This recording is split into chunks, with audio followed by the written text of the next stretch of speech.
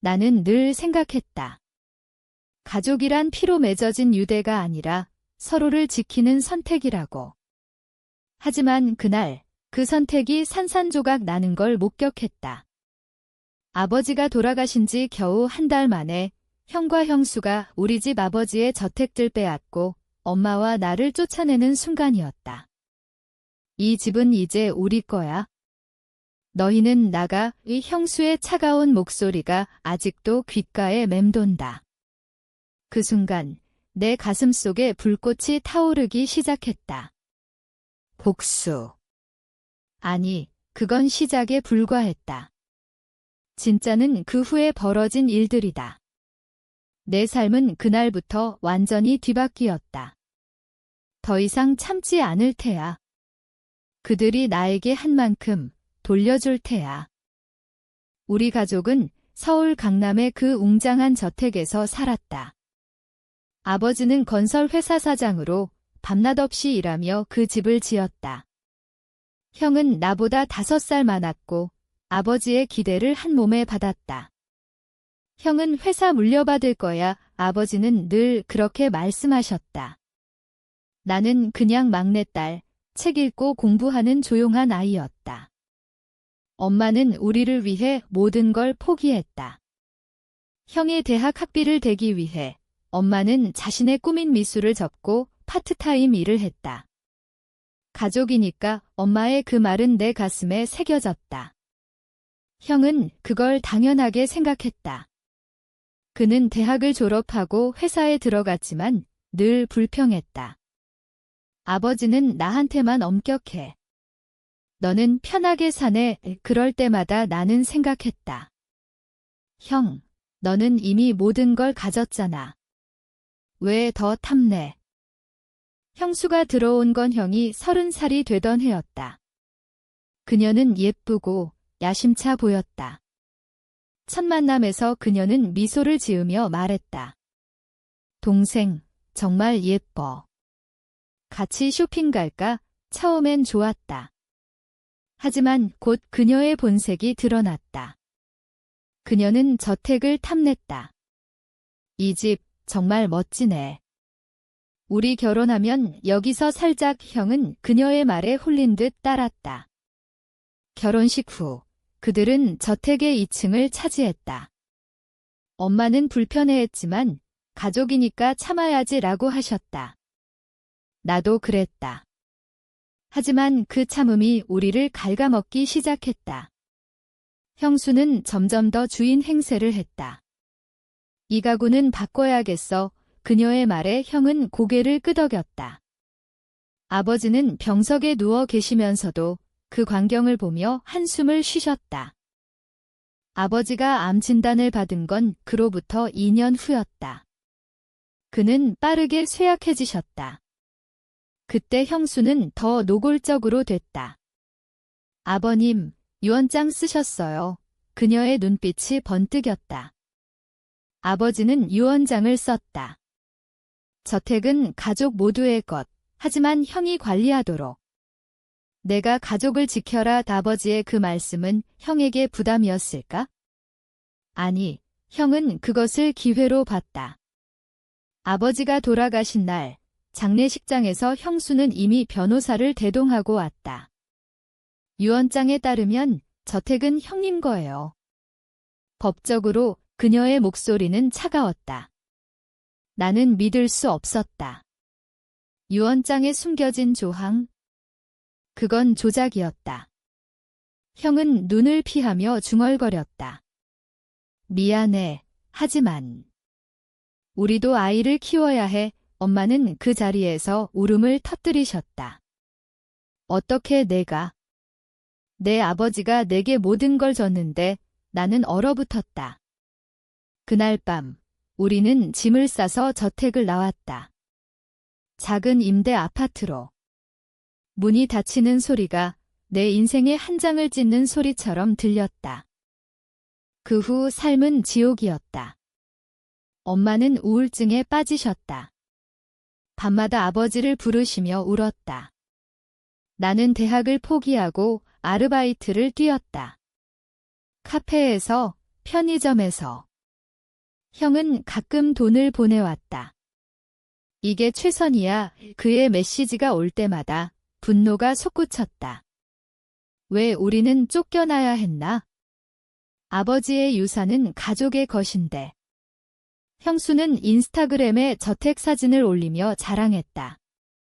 우리 집 완벽해. 럭셔리 라이프. 그걸 볼 때마다 가슴이 찢어졌다. 친구들은 참아, 혈육이잖아 라고 했다. 하지만 참음이 나를 병들게 했다. 밤에 잠 못 이루며 나는 생각했다. 왜 나만 희생해야 해? 왜 그들은 행복한 척해? 어느 날 엄마의 옛 상자를 정리하다가 아버지의 편지를 발견했다. 떨리는 손으로 읽었다. 그건 충격이었다. 형이 아버지의 친자가 아니라는 증거. 엄마가 젊었을 때의 실수, 아버지가 용서하고 자신의 아들처럼 키운 이야기. 형을 사랑하지만 진실을 숨겨야 해. 아버지의 글씨가 희미했다. 그 순간 모든 퍼즐이 맞춰졌다. 아버지가 형을 더 엄격히 대했던 이유, 유언장의 애매한 표현. 나는 그 편지를 쥐고 앉아 있었다. 이걸 공개하면 그들은 무너질 거야. 하지만 바로 공개하지 않았다. 대신 계획을 세우기 시작했다. 복수가 아니라 진실로 그들을 직면하게 하는 것. 은의 가슴속 불꽃이 더 커졌다. 형과 형수가 저택을 팔려고 한다는 소식을 들었다. 더 큰 집으로 이사 갈 거야? 사업 확장 때문에 그들의 탐욕은 끝이 없었다. 나는 아버지의 옛 동료 변호사를 찾았다. 유언장이 조작됐어요. 증거 있어요. 그는 고개를 끄덕였다. 우리는 증거를 모았다. 은행 기록, 증인. 형수는 나를 무시했다. 넌 아무것도 못해. 그냥 포기해. 그녀의 전화 목소리가 비아냥거렸다. 하지만 그녀는 몰랐다. 내 안에 쌓인 분노가 얼마나 깊은지. 엄마를 보며 나는 다짐했다. 더 이상 참지 않을게요. 우리도 살 권리가 있어요. 법정 소송이 시작됐다. 첫 공판에서 유언장 조작 증거가 제출됐다. 형은 창백해졌다. 그럴 리가. 형수는 소리쳤다. 거짓말. 우리는 무죄야. 하지만 증거는 명백했다. 그리고 나는 그 비밀을 공개했다. 형은 아버지의 친자가 아니에요. 법정은 조용해졌다. 형은 고개를 숙였다. 아버지가. 나를 왜? 그의 눈에 눈물이 고였다. 형수는 충격으로 자리에서 일어났다. 그게 무슨 소리야? 그녀의 야심이 무너지는 순간이었다. 소송 끝에 저택은 가족 소유로 돌아왔다. 하지만 나는 팔아버렸다. 돈을 공평히 나누고 엄마와 함께 새로운 아파트를 샀다. 형은 모든 걸 잃었다. 회사에서 해고됐고 명예가 실추됐다. 형수는 그를 버리고 떠났다. 너 같은 놈과 못 살아. 이 그녀의 마지막 말이었다. 형은 나에게 왔다. 미안해. 정말 미안해. 이 그의 목소리는 떨렸다. 하지만 나는 차갑게 말했다. 늦었어. 이제 내 인생 살아. 이제 나는 자유롭다. 그 저택의 그림자에서 벗어나 내 꿈을 쫓는다. 미술 공부를 다시 시작했다. 엄마도 웃음을 되찾으셨다. 하지만 가끔 밤에 생각한다. 가족이란 정말 선택일까? 아니면 배신의 씨앗일까? 그 질문이 나를 떼이디우티하게 한다. 나는 늘 생각했다. 가족이란 피로 맺어진 유대가 아니라 서로를 지키는 선택이라고.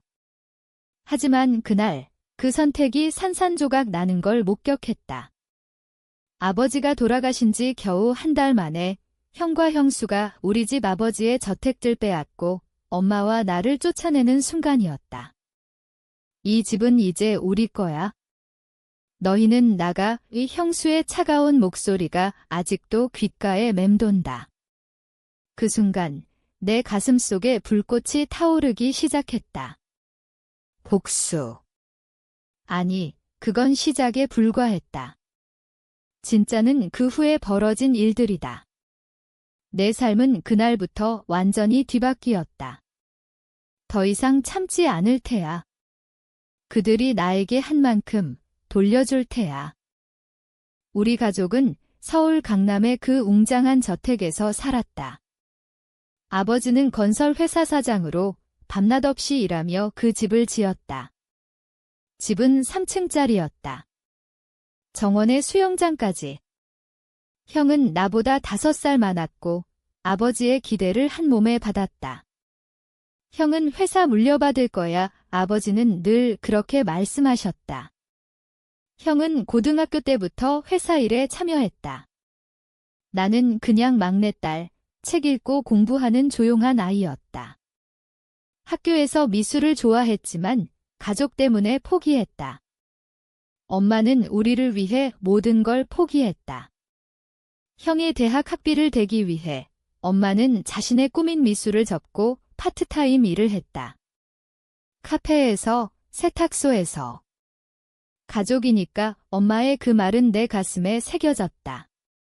형은 그걸 당연하게 생각했다. 그는 대학을 졸업하고 회사에 들어갔지만 늘 불평했다. 아버지는 나한테만 엄격해. 너는 편하게 사네. 그럴 때마다 나는 속으로 중얼거렸다. 형, 너는 이미 모든 걸 가졌잖아. 왜 더 탐내? 왜 엄마를 더 힘들게 해? 형수가 들어온 건 형이 30살이 되던 해였다. 그녀는 예쁘고 야심차 보였다. 패션 디자이너라고 했다. 첫 만남에서 그녀는 미소를 지으며 말했다. 동생, 정말 예뻐. 같이 쇼핑 갈까? 처음엔 좋았다. 우리는 명동에서 쇼핑을 했다. 그녀는 값비싼 옷을 사주며 가족이 됐으니까 라고 했다. 하지만 곧 그녀의 본색이 드러났다. 그녀는 저택을 탐냈다. 이 집 정말 멋지네. 우리 결혼하면 여기서 살자. 그녀의 눈빛에 욕망이 스쳤다. 형은 그녀의 말에 홀린 듯 따랐다. 그래, 그렇게 해. 결혼식 후 그들은 저택의 2층을 차지했다. 방을 개조하고 가구를 바꿨다. 엄마는 불편해했지만 형 결혼했으니 참아야지라고 하셨다. 나도 그랬다. 하지만 그 참음이 우리를 갉아먹기 시작했다. 형수는 점점 더 주인 행세를 했다. 이 가구는 바꿔야겠어?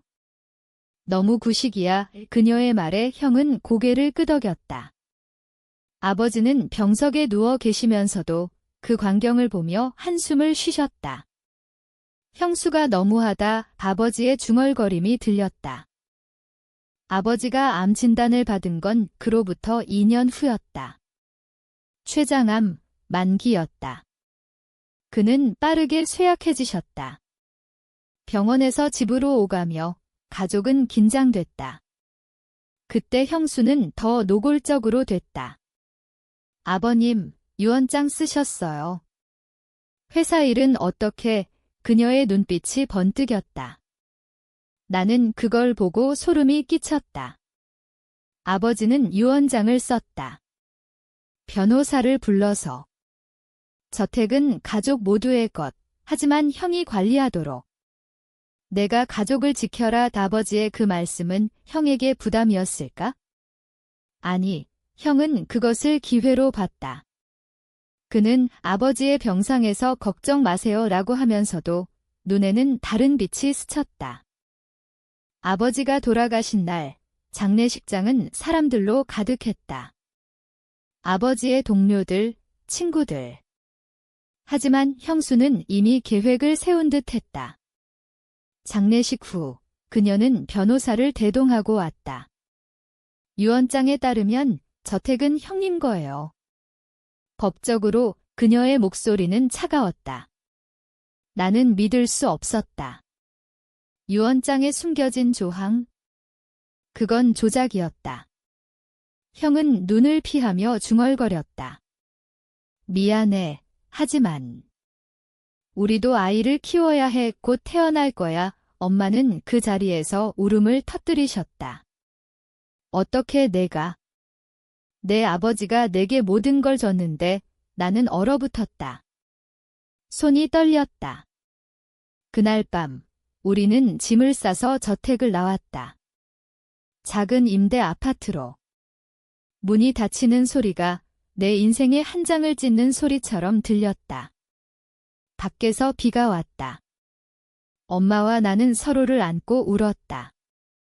그 후 삶은 지옥이었다. 작은 아파트는 습하고 좁았다. 엄마는 우울증에 빠지셨다. 밤마다 아버지를 부르시며 울었다. 여보, 왜 나 혼자 남겨? 나는 대학을 포기하고 아르바이트를 뛰었다. 아침에 카페, 밤에 편의점. 피곤했지만 엄마를 위해 버텼다. 형은 가끔 돈을 보내왔다. 100만 원, 200만 원 이게 최선이야. 그의 메시지가 올 때마다 분노가 솟구쳤다. 최선. 내가 우리를 쫓아낸 게 최선이었어. 왜 우리는 쫓겨나야 했나? 아버지의 유산은 가족의 것인데. 형수는 인스타그램에 저택 사진을 올리며 자랑했다. 우리 집 완벽해. 새 수영장 설치했어요. 럭셔리 라이프 가족 행복. 그걸 볼 때마다 가슴이 찢어졌다. 친구들은 참아, 혈육이잖아 라고 했다. 하지만 참음이 나를 병들게 했다. 밤에 잠 못 이루며 나는 생각했다. 왜 나만 희생해야 해? 왜 그들은 행복한 척해? 왜 엄마가 고통받아? 분노가 쌓일수록 나는 변했다. 더 강해졌다. 어느 날 엄마의 옛 상자를 정리하다가 아버지의 편지를 발견했다. 먼지 쌓인 상자 안, 노란 종이에 쓴 편지. 떨리는 손으로 읽었다. 그건 충격이었다. 형이 아버지의 친자가 아니라는 증거. 엄마가 젊었을 때의 실수, 다른 남자와의 관계에서 태어난 아이, 아버지가 알았지만 용서하고 자신의 아들처럼 키운 이야기.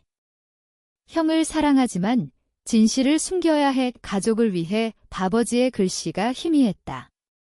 그 순간 모든 퍼즐이 맞춰졌다. 아버지가 형을 더 엄격히 대했던 이유, 유언장의 애매한 표현, 가족 모두의 것이라는 말 뒤에 숨긴 보호. 나는 그 편지를 쥐고 앉아 있었다. 눈물이 흘렀다. 아버지, 왜 말씀 안 하셨어요? 하지만 곧 분노로 바뀌었다. 이걸 공개하면 그들은 무너질 거야. 형수의 탐욕, 형의 배신. 하지만 바로 공개하지 않았다.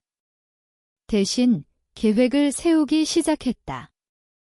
복수가 아니라 진실로 그들을 직면하게 하는 것. 내 가슴속 불꽃이 더 커졌다. 먼저 유언장 조작을 조사했다. 아버지의 옛 비서에게 연락했다. 유언장 원본 있어요. 그녀는 망설이다 말했다. 조작됐어요. 형수가 돈으로 증거가 모였다. 은행 기록, 증인 진술. 나는 아버지의 옛 동료 변호사를 찾았다. 도와주세요. 이건 정의예요. 그는 고개를 끄덕였다.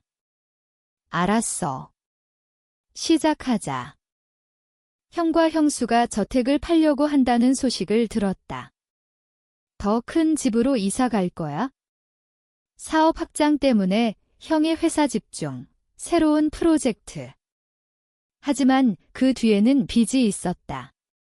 형수가 쇼핑으로 탕진한 돈. 나는 그걸 알았다. 지인의 말로. 형, 빚이 많아. 나는 전화로 물었다. 형은 화를 냈다. 내가 뭔데 참견해. 형수는 더했다. 넌 아무것도 못해. 그냥 포기해. 그녀의 전화 목소리가 비아냥거렸다.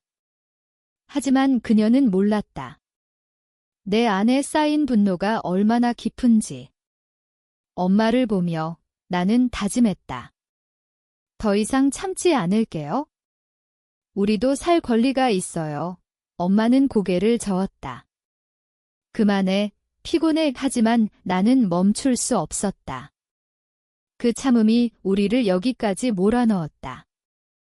소송 준비 중 나는 형을 만났다. 카페에서. 그는 피곤해 보였다. 왜 왔어? 나는 직설적으로 말했다. 유언장, 조작한 거 알아? 그는 창백해졌다. 무슨 소리야? 하지만 그의 눈은 피했다. 형, 왜 그랬어? 아버지가 형을 얼마나 사랑했는데. 그는 우했다. 형수가 압박했어. 아이 때문에. 하지만 그건 변명이었다. 나는 속으로 생각했다. 아이. 그 아이가 태어나지도 않았는데. 소송이 시작됐다. 첫 공판에서 유언장 조작 증거가 제출됐다. 변호사가 서류를 내밀었다. 여기 원본과 비교하세요. 판사는 고개를 끄덕였다. 형은 자리에서 일어나려다 주저앉았다. 그럴 리가 없어. 형수의 얼굴은 일그러졌다. 거짓말. 우리는 무죄야. 그녀는 변호사를 노려봤지만 증거는 명백했다. 은행 이체 기록, 형수의 서명. 그녀가 변호사를 매수한 증거. 법정은 조용해졌다. 나는 증인석에 섰다. 아버지의 유언은 가족 모두를 위한 거였어요. 형이 관리하지만 우리를 쫓아낼 권리는 없어요. 내 목소리는 떨리지 않았다. 분노가 나를 지탱했다. 공판 중간 나는 그 비밀을 공개했다. 변호사가 물었다. 추가 증언 있나요? 나는 편지를 내밀었다. 형은 아버지의 친자가 아니에요. 하지만 아버지는 형을 사랑했어요. 그래서 유언장을 그렇게 썼죠. 법정의 웅성거림이 일었다. 형은 고개를 숙였다. 아버지가 나를 왜 키우셨어? 그의 눈에 눈물이 고였다. 형수는 충격으로 자리에서 일어났다. 그게 무슨 소리야? 너 미쳤어. 그녀의 야심이 무너지는 순간이었다. 그녀는 형을 노려봤다. 너 그런 놈이었어. 형은 울었다. 미안해. 나도 몰랐어. 소송은 우리 승리로 끝났다. 저택은 가족 소유로 돌아왔다. 하지만 나는 바로 팔아버렸다. 이 집은 더 이상 필요 없어요. 중개인에게 말했다. 돈은 공평히 나눴다. 엄마 목, 내 목, 그리고 형 목. 하지만 형은 받지 않았다. 나는 자격 없어. 그의 목소리는 약했다. 형수는 소송 후 형을 버렸다.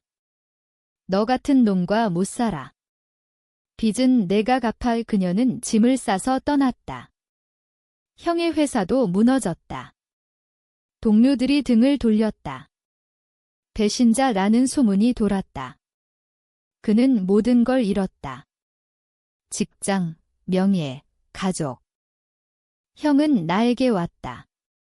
작은 아파트 문 앞에서. 미안해. 정말 미안해. 이 그의 얼굴은 초췌했다. 나는 문을 열어줬다. 들어와. 그는 앉아서 울었다. 아버지가 나를 사랑하셨다니? 왜 말씀 안 하셨어? 나는 말했다. 사랑하셨으니까. 하지만 형은 그 사랑을 배신했어. 그는 고개를 떨구었다. 형수가 나를 부추겼어. 하지만 내 탓이야. 나는 차갑게 말했다. 늦었어. 이제 내 인생 살아. 우리처럼. 이제 나는 자유롭다. 그 저택의 그림자에서 벗어나 내 꿈을 쫓는다. 대학에 다시 입학했다. 미술과 엄마도 웃음을 되찾으셨다. 작은 아파트지만 행복하다. 고마워, 딸아. 엄마의 말에 나는 미소 지었다. 하지만 가끔 밤에 생각한다. 가족이란 정말 선택일까? 아니면 배신의 씨앗일까? 그 질문이 나를 떼이디우티하게 한다. 그리고 형의 후회 어린 눈빛이 떠오른다. 그는 지금 어디서 무엇을 할까? 그 대가가 그를 어떻게 바꿨을까? 소송 후 삶은 안정됐다. 돈으로 새 아파트를 샀다. 강남이 아니지만 조용한 동네. 엄마는 꽃을 키우기 시작하셨다. 아버지가 좋아하실 거야. 나는 미술학원에 다녔다. 붓을 쥘 때마다 자유를 느꼈다. 하지만 마음 한구석에 빈자리가 있었다. 형에 대한 연민. 아니, 분노의 잔재. 형은 연락을 끊었다. 가끔 지인이 소식을 전했다. 형, 작은 회사에 취직했대. 힘들어 보이더라. 나는 대답하지 않았다. 자업자득이야. 형수가 떠난 후 그는 혼자였다. 아이는 태어나지 않았다. 거짓말이었을까? 그들의 관계가 얼마나 허약했는지 알 수 있었다. 어느 날 형이 다시 왔다. 얘기 좀 해. 그의 눈은 붉었다. 나는 커피를 타주었다. 아버지의 편지, 더 자세히 알려줄래? 그는 물었다. 나는 고개를 저었다. 이미 다 알잖아. 그는 우했다. 나는 아버지를 원망했어. 왜 나한테만 엄격했는지. 이제 알았어. 나를 보호하려고 눈물이 흘렀다. 형수 때문에. 탐욕에 눈멀었어. 나는 말했다. 형도 선택했어. 우리를 쫓아내는 선택. 그는 고개 숙였다. 후회해. 매일. 그날 나는 형을 용서할 뻔했다. 하지만 엄마의 고통을 떠올렸다. 가, 더 이상 오지 마. 형은 일어났다. 알았어. 행복의 우문을 나서며 그는 돌아보지 않았다. 시간이 흐를수록 나는 강해졌다. 미술 전시회에 작품을 출품했다. 가족의 배신지라는 제목. 사람들이 공감했다. 감동적이에요. 나는 미소 지었다. 그게 내 치유였다. 하지만 결말은 예상치 못했다.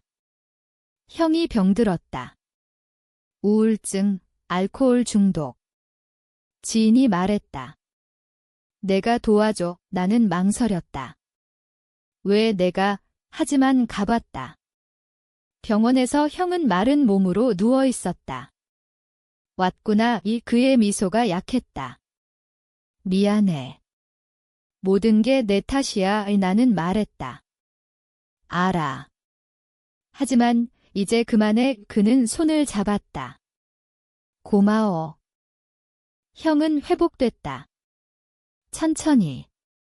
우리는 다시 가족이 되진 않았다. 하지만 대화는 했다. 앞으로 어떻게 할 거야? 형은 말했다. 새로 시작할게. 아버지처럼. 그 말이 내 가슴을 울렸다. 새 시작. 형은 작은 사업을 시작했다. 건설이 아니라 카페. 아버지의 꿈이었어. 그는 말했다. 나는 가끔 방문했다. 커피 마신네. 우리는 과거를 피했다. 하지만 마음속에 상처는 남았다. 엄마는 형을 용서했다. 혈육이야. 하지만 나는 달랐다. 용서는 선택이야. 형수가 돌아왔다는 소식. 후회한다더라. 하지만 형은 거절했다. 끝났어. 그의 결정에 나는 존경했다. 내 삶은 꽃 피었다. 미술가로 인정받았다. 전시회에서 상을 탔다. 가족의 이야기예요. 인터뷰에서 말했다. 사람들은 감동했다. 하지만 진실은 숨겼다. 가끔 생각한다. 그 배신 없이 나는 여기 있지 않았을 거야. 고통이 나를 만들었다. 형도 그렇다. 우리는 각자의 길을 간다. 하지만 그 끝은 가족은 여전히 미스터리다. 전시회 후 형이 왔다. 축하해. 그의 미소가 진심이었다. 우리는 산책했다. 과거, 잊을 수 있을까? 그는 물었다. 나는 대답했다. 잊지 말아야 해. 배움으로. 형은 변했다. 카페는 성공했다. 너 덕분이야. 그는 말했다. 하지만 나는 부정했다. 내 선택이야. 엄마는 우리를 보며 행복해하셨다. 이제 됐어. 하지만 내 마음은 복잡했다. 복수는 끝났지만 상처는 남아. 어느 날 형수가 나타났다. 미안해. 그녀의 눈은 붉었다. 나는 말했다. 늦었어. 그녀는 울었다. 탐욕이었어. 하지만 용서하지 않았다. 삶은 계속된다. 나는 그림을 그린다. 가족의 이야기를. 형의 카페에서 우리는 이야기했다. 아버지의 비밀, 왜 숨겼어? 형은 말했다. 보호하려고. 나는 고개를 끄덕였다. 사랑이었어. 형수는 떠났다. 영원히.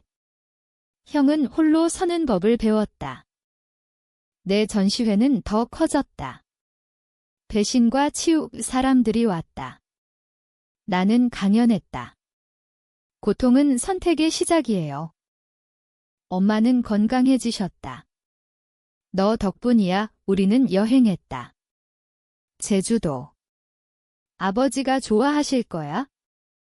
하지만 밤에 그 질문이 떠오른다. 가족은 선택인가, 운명인가? 시간이 더 흘렀다. 형은 재혼했다. 착한 여자. 이번엔 제대로 할게. 나는 축하했다.